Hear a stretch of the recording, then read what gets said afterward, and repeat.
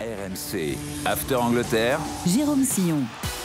Salut à tous, merci de votre fidélité à l'After Angleterre, à écouter, à regarder sur toutes les plateformes et notamment sur la nouvelle chaîne After Télé. Pensez à vous abonner pour ne rater aucun épisode et n'hésitez pas à mettre une note ou à écrire un commentaire. Chaque semaine dans l'After Angleterre, on part à la découverte des clubs, des joueurs, des histoires du football anglais avec notre drôle de dame Julien Laurence. Salut Julien. Salut Jay, salut à tous. Et avec Rémi Dumont. Salut Rémi. Salut Jérôme, salut Julien et joyeux anniversaire Julien en avance du coup puisqu'on enregistre mais ce sera demain le 4 octobre, oui il faut le dire. Et comme ça on peut commenter joyeux anniversaire. Happy birthday, Merci. effectivement Julien. Aujourd'hui, on s'intéresse au latéral droit titulaire de Chelsea, Malo Gusto, formé au poste de milieu de terrain l'Olympique lyonnais. Malo Gusto s'épanouit comme latéral droit dans la défense des Blues, régulièrement appelé en équipe de France. Il espère être de l'aventure à la Coupe du Monde 2026. Quelles sont les qualités de Malo Gusto? Quelle est sa marge de progression? Qui peut l'empêcher de faire partie du groupe France l'an prochain au Mondial? C'est parti pour l'After Angleterre. Et pour en parler, on accueille notre invité, Pierre Chavrondier, l'actuel entraîneur de l'équipe réserve de l'OL et l'homme qui a fait basculer la carrière de Malo Gusto il y a quelques années. Bonjour Pierre. Bonjour à vous. Merci d'être avec nous dans l'After Angleterre. J'ai vu que vous avez fait la petite moue quand j'ai dit que vous avez fait basculer la carrière de Malo Gusto. Pourtant, si mes informations sont bonnes, c'est bien vous qui avez reconverti Malo au poste d'arrière droit. Racontez-nous un petit peu cette histoire. Non, écoutez, je l'ai accompagné. On l'a accompagné.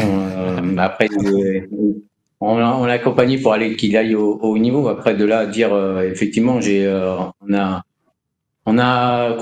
l'ai mis au poste de latéral à un moment donné de sa vie, qui lui a permis après de devenir ce qu'il est. Mais c'est pas uniquement moi, c'est tout l'académie qui a permis à Malo de venir là où il en est aujourd'hui, quoi. Racontez-nous ce jour-là quand même, le jour où vous décidez de l'installer à ce poste-là. Pourquoi, comment et à combien d'années ça remonte? Bah écoutez, c'était sur la saison 19-18, je crois, et où il était au départ, il était avec les U16 et puis il est monté à partir de décembre avec j'étais en charge des 17 ans avec Jérémy Berthaud. Et il est monté avec nous. Et puis au fur et à mesure du temps, Malo, comme c'était un joueur qui était assez athlétique, qui courait beaucoup, on l'avait essayé à plusieurs postes. Et puis à un moment donné, il me manquait un peu de latéral. Et c'est vrai qu'au milieu de terrain, il était plus milieu de terrain.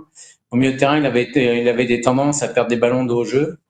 Et j'avais dit à Jérémy, écoute, ça serait bien que peut-être qu'il soit face au jeu. Et donc, pour être face au jeu, peut-être sur ses premiers ballons, sur un côté, et puis avoir le ballon, au lieu d'être au jeu, d'être toujours tout de suite face au jeu, lui aurait permis de peut-être d'avoir moins de pertes de balles. Donc, c'est ce qu'on a essayé de faire. On lui a présenté le projet. Pendant quelques mois, il a joué au poste de latéral. Et l'année d'après, je l'ai suivi puisque je suis monté avec les 19 ans avec Eric Kelly. Et pour la première réunion qu'on a eue avec Malo, avec Eric Kelly, j'ai dit Eric, écoute Eric, on a un joueur qui a évolué à beaucoup de postes. Aujourd'hui, on a commencé à le mettre latéral, mais je pense que Malo était encore un peu hésitant à ce moment-là, et on a réussi à le convaincre avec Eric pour qu'il reste au poste de latéral, quoi. Donc okay. Voilà un petit peu la genèse de cette... La genèse du poste de Malo, voilà. Ouais. Arrière droit ou milieu de terrain donc. Bon, en tout cas, Rémi, ce qui est sûr, c'est qu'il a évolué à beaucoup de postes depuis le début de sa carrière, mais pas que à ces deux-là finalement aussi. Ouais, parce qu'on peut dire que c'est vraiment un joueur polyvalent, hein. Pierre parlait de son côté athlétique. On a pu voir que pour ses entraîneurs, ça avait une vraie valeur et qu'il l'avait testé à plusieurs postes. Alors, 112 matchs en tant que latéral droit. En pro, là, hein. En pro. 21 matchs en tant que milieu droit, qui est un peu son poste de base, hein, même s'il était plutôt milieu axial à Lyon pendant sa formation. 6 fois au poste de latéral gauche. D'ailleurs, la dernière fois qu'il a évolué à ce poste-là, c'était pendant la Coupe du Monde des clubs face à l'Espérance de Tunis, une victoire 3-0 de Chelsea, et 2 fois au poste de défenseur central, ce qui doit plaire forcément aux entraîneurs, hein, puisqu'un joueur polyvalent est toujours un joueur qu'on aime utiliser. Et ça plaît à son entraîneur Enzo Maresca, évidemment, parce que même s'il l'utilise utilise à ce poste d'arrière droit, il a des qualités sur lesquelles il s'appuie. Oui, en octobre 2024, il y a quasiment un an jour pour jour, Maresca déclarait « Il nous apporte énormément, il nous aide beaucoup dans le style de jeu que nous voulons mettre en place. Il le fait vraiment, vraiment bien. Pour son âge, il est top. » Parce qu'il ne faut pas oublier qu'il n'a que 22 ans, Malo Gusto. Alors, à quel poste il préfère évoluer, Malo Gusto ? On lui avait posé la question, c'était il y a quelques mois, au micro RMC Sport. Écoutez sa réponse. Je suis peut-être spécialisé plus sur le couloir droit, après que ça soit piston latéral. Je dois être complet. Je pense que c'est ce qu'on demande à un joueur. On s'attend toujours à ce que les positions changent et que les dispositifs changent. Donc il faut être prêt à tout.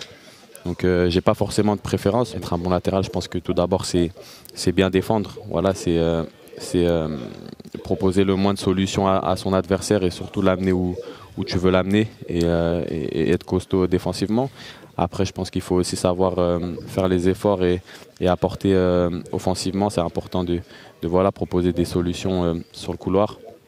Aussi à l'intérieur, ça peut varier selon les coachs et selon les dispositifs. Et voilà, je pense qu'il faut savoir faire les deux pour pouvoir être complet. Pierre Chavrondier, vous avez été vous-même milieu de terrain professionnel. Vous le préférez où sur le terrain, Malo ? Il est bien arrière droit ou vous pensez aussi qu'il pourrait encore jouer au milieu ? Non, je pense qu'il est meilleur latéral.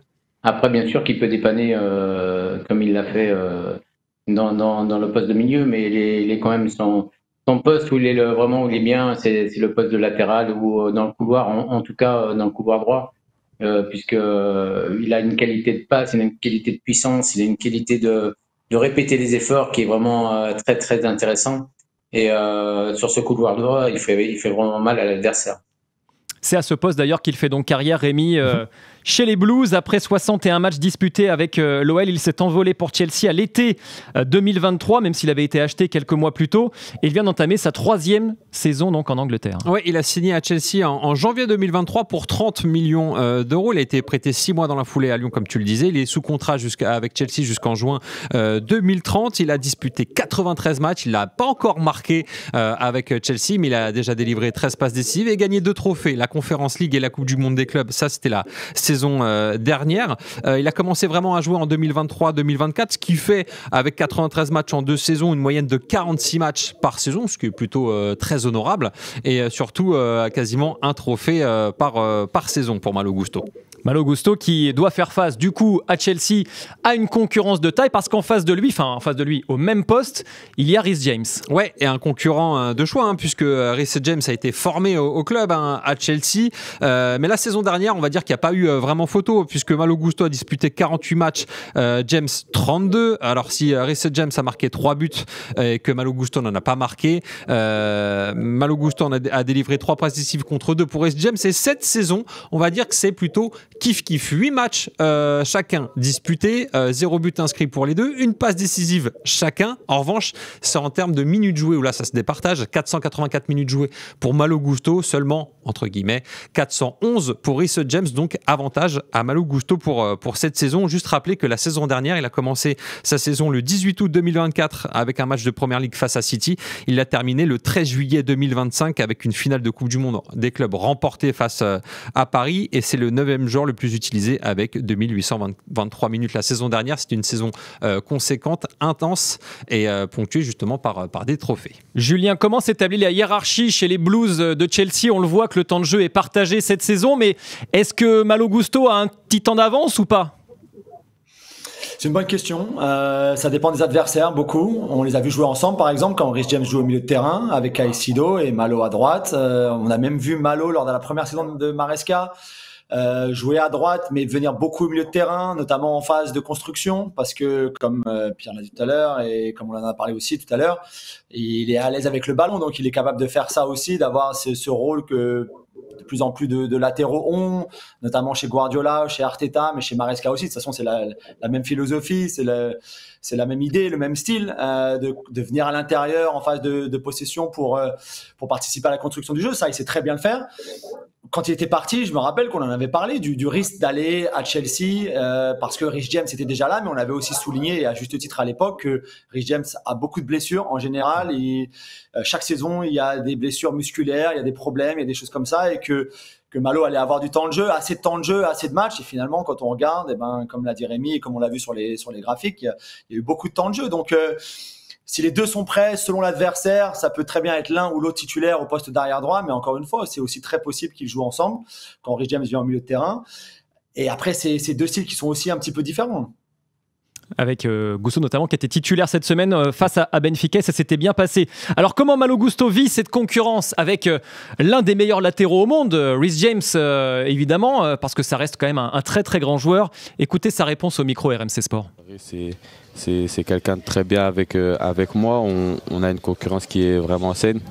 Voilà, on se donne beaucoup de conseils, tout simplement. Il essaye de m'aider, moi j'essaye de l'aider comme je peux et maintenant...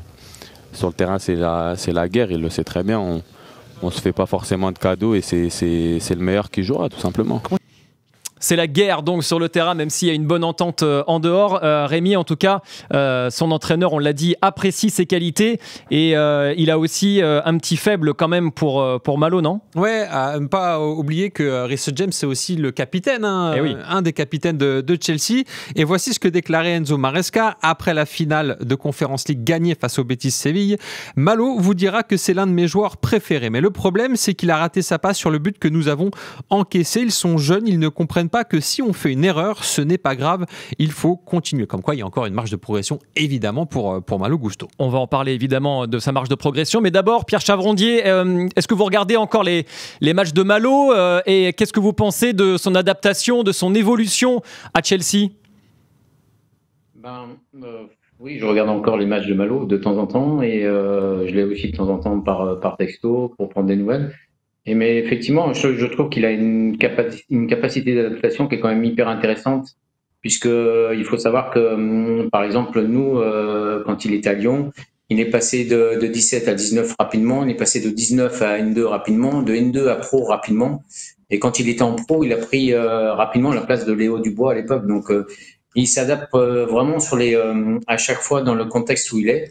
Et là, quand il était parti à Chelsea, tout le monde avait peur un petit peu de peut-être d'avoir peu de temps de jeu. Et ben, il s'est encore adapté une nouvelle fois au contexte. Et aujourd'hui, c'est vrai qu'il a ces facultés de répondre présent rapidement quand on a besoin de lui, quoi. Ouais, c'est vrai qu'il était titulaire donc en U17 nationaux et lui n'avait que 15 ans. Il a intégré les U19 nationaux, il avait 16 ans. Il a signé son premier contrat pro à 17.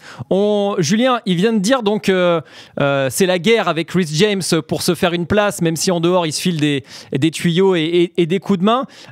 Comment il s'est adapté à ce vestiaire de Chelsea, qui est un vestiaire, on le sait, qui est très particulier parce qu'il y a énormément de joueurs, énormément de nationalités, beaucoup de luttes de pouvoir également.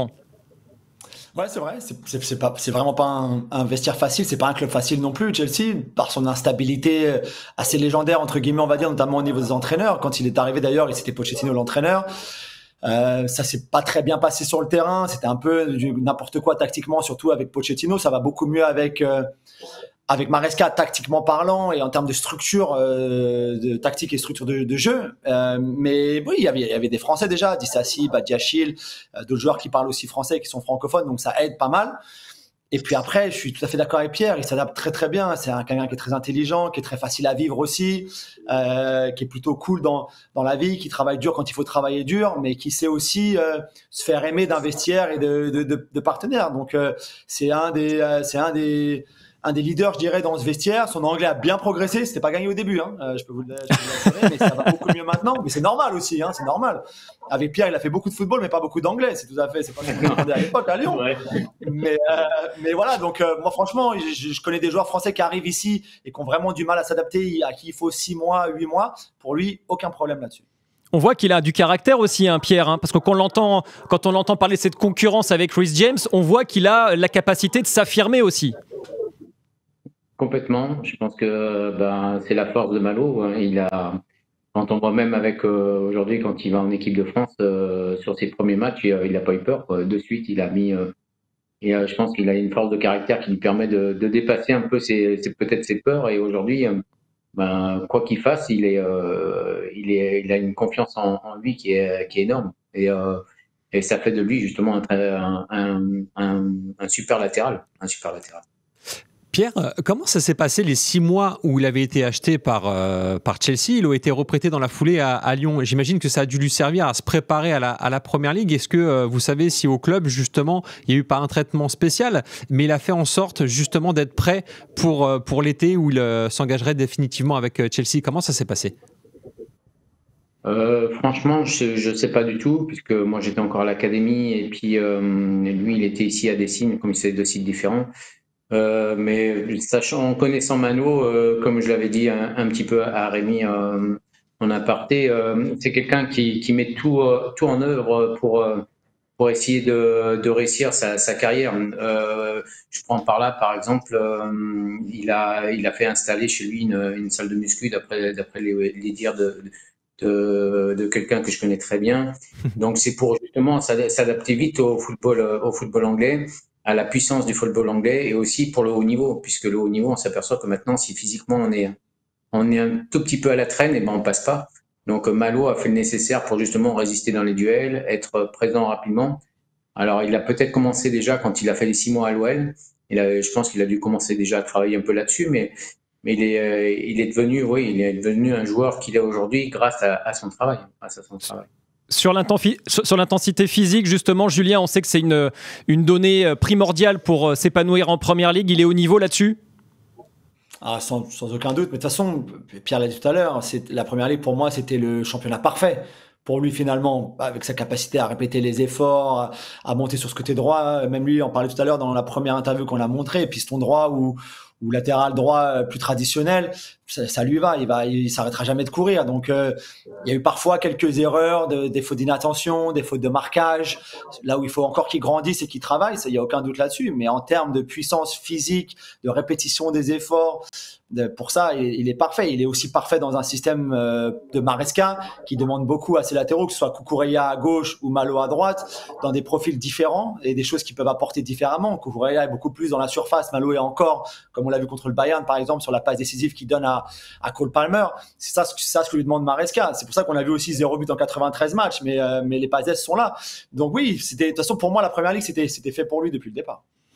Dans un instant, on va parler de Malo Gusto, de l'équipe de France, et puis on va également le comparer aux autres latéraux de Première Ligue. On fait une courte pause dans l'After Angleterre et on revient tout de suite.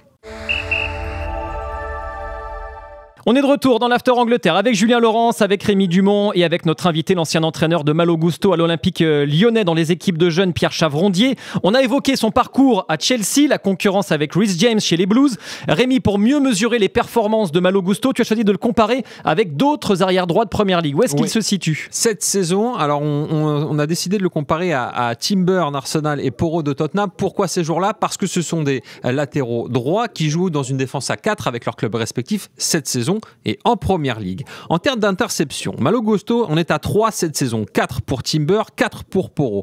En termes de tacles réussis, il y en a 10 pour Timber, 6 pour Porro, 3 pour Malo Gusto.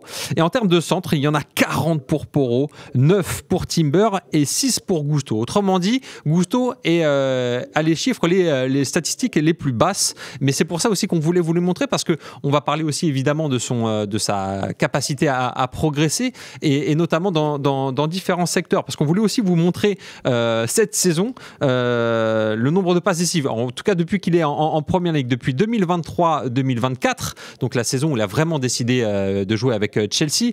Porro est à 18 passes décisives, Robinson 16, Alexander-Arnold 16, Trippier 15, Digne et Gusto en sont à 13. Ce qui fait de Malo Gusto le Français à égalité avec Digne, le défenseur le plus décisif en termes de passes en Première Ligue. Julien, dans ce classement des meilleurs arrière-droits de Première Ligue, on l'a comparé donc avec Timber, qui a peut-être un profil plus défensif parce qu'il est capable de jouer dans l'axe. On l'a comparé avec Porro, qui lui prend peut-être encore un peu plus son couloir. Tu le situes où, Malo, dans la hiérarchie des latéraux droits de Première Ligue aujourd'hui?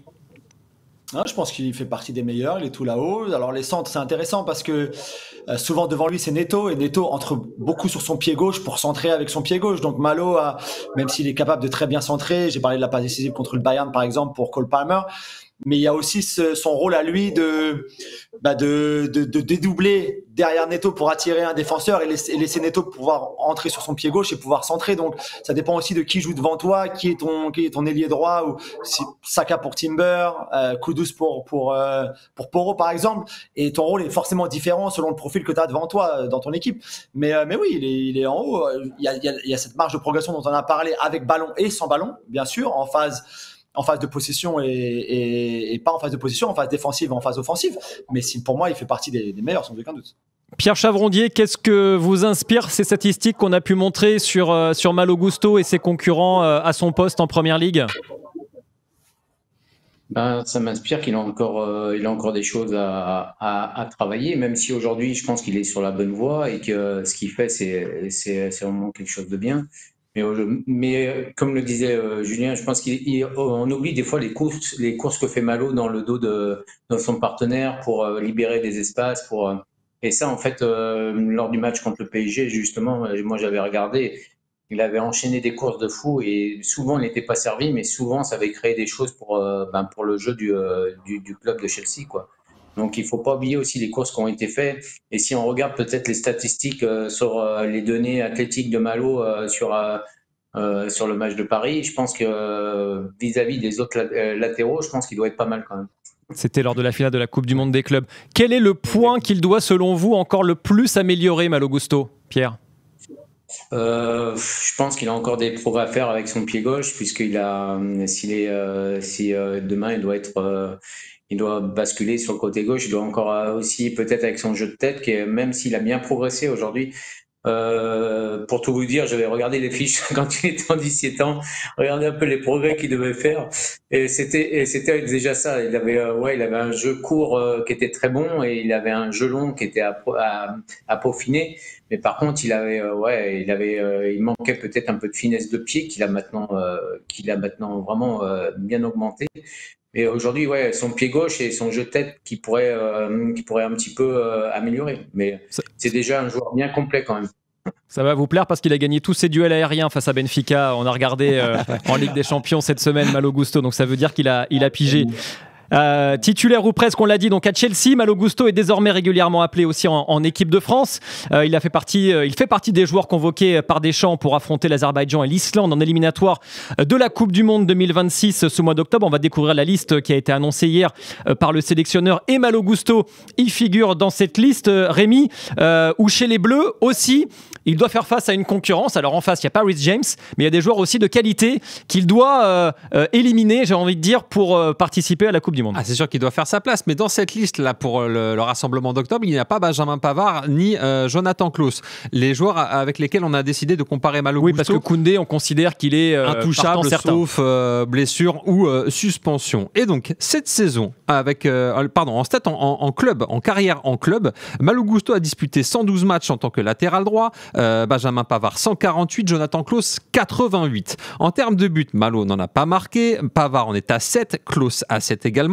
Mais en passe décisive, Malo Gusto en est à 14, 11 pour Benjamin Pavard, 20 pour Jonathan Klaus qui a une capacité à aller vers l'avant. Mais un petit détail, je voulais vous rajouter que faut pas oublier que Malo Gusto compte 5 sélections, qu'il a été appelé en octobre 2023 pour jouer face aux Pays-Bas. Il avait honoré sa première sélection face à la Hollande pour 10 minutes de jeu. Il a dû attendre juin 2025, donc quasiment presque 2 ans pour retrouver le groupe France. Et à chaque fois maintenant qu'il est appelé, il joue 10 minutes contre l'Espagne au mois de juin, 90 contre l'Allemagne au mois de juin, 1 minute contre l'Ukraine lors du dernier rassemblement et 27 minutes face à l'Islande lors du dernier rassemblement.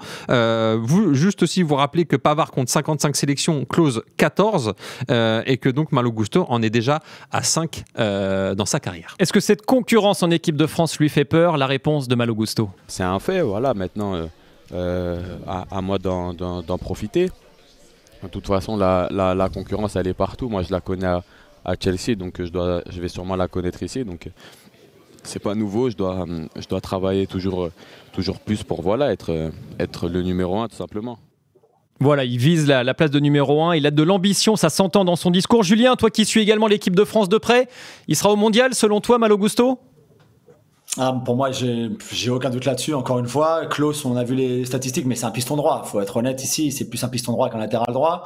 Pavard, ça reste un défenseur central. Il lui-même veut pas trop jouer arrière droit, même si là, il le fait à l'OM en ce moment. Il vient d'arriver. Et à mon avis, dans l'esprit de Deschamps, c'est un central plus qu'un arrière droit, qu'un latéral droit.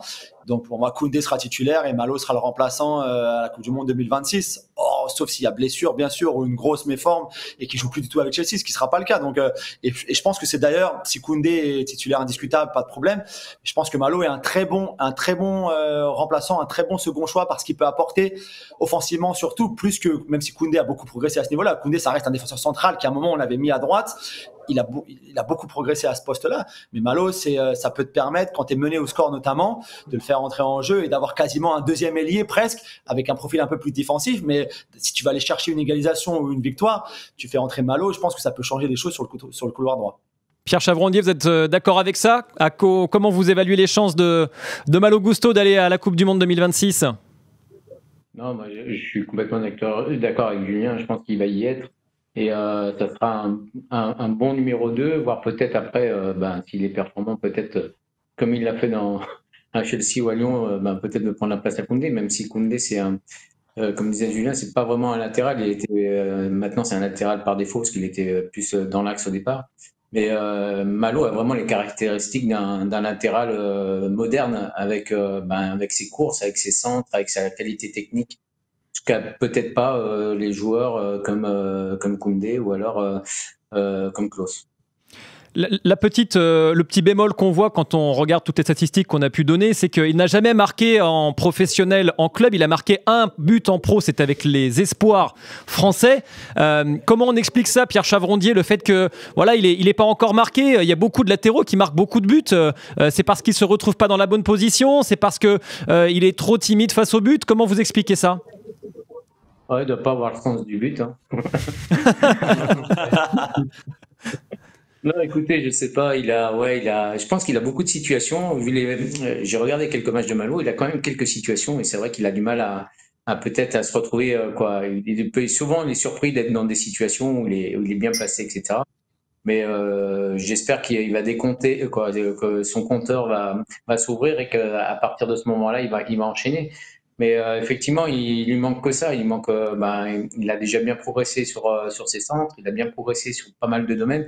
Maintenant, il faudrait qu'il marque de temps en temps. Et ce qui fait la force, peut-être, à contrario, de Pavard, qui est capable de marquer des buts de la tête, de Koundé aussi, qui est capable aussi de scorer de temps en temps. Donc, c'est peut-être la différence qu'il y a entre Malo et les autres. Julien, c'est aussi un sujet en Angleterre, le fait qu'il ne marque pas assez, comparativement à Reece James, qui lui, alors peut-être aussi sur coup de pied arrêté, mais en tout cas, c'est un latéral qui marque.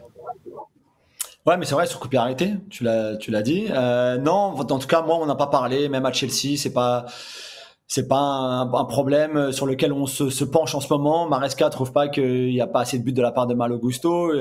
Il a d'autres tâches à faire qu'il fait très bien, on l'a expliqué. Il y a aussi plein d'autres choses où il sera encore meilleur dans les années à venir parce qu'il reste très jeune et il a envie de progresser, donc il le fera. Mais les buts, ça viendra peut-être un jour. Ça viendra peut-être pas, mais il faut reconnaître qu'il est quand même dans une très bonne période en ce moment, même sans marquer des buts.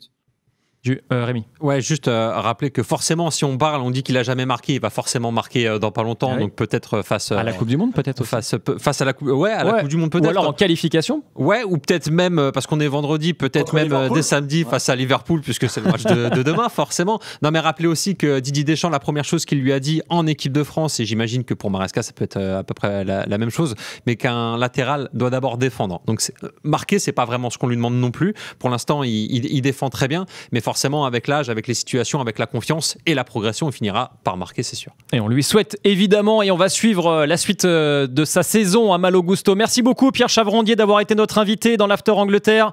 À très bientôt. Merci à vous, c'est très gentil. Je vous souhaite plein de bonheur pour la suite. Merci Pierre, à bientôt. Merci Julien, merci Rémi. L'After Angleterre revient très vite pour un nouvel épisode. Salut à tous et n'oubliez pas évidemment, si vous aimez nos podcasts, de vous abonner sur les différentes plateformes pour ne rater aucun épisode. Et puis n'oubliez pas non plus de donner une note et de mettre un commentaire. Ciao. RMC After Angleterre.